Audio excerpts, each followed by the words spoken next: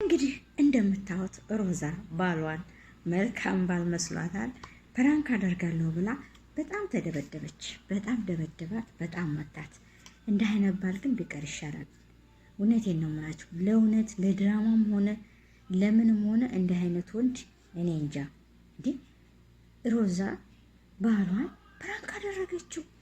እንደውም መሳቅ ሲገባው ሰራሽልኝ አታለልሽኝ ብሎ መሳቅ ነበረበት እንጂ መማታት ነበረበት። ቤተሰብ ምን ትላላችሁ? እንደ አይነት ባል ምን ትላላችሁ? ስታናግረው አያናግራት፣ የቀረበለትን መብላት ብቻ።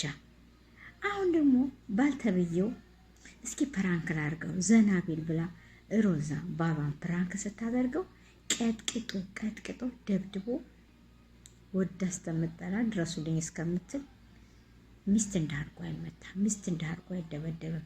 እኔ እንጃ።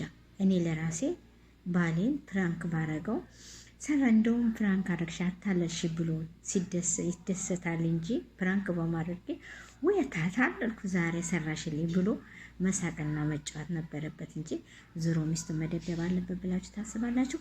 በኮሜንት አስቀምጡልኝ። መጀመሪያ ህዋቸው እስኪ እንዴት እንደሚመታት ተመልከቱ። ፍርድ ለእናንተ።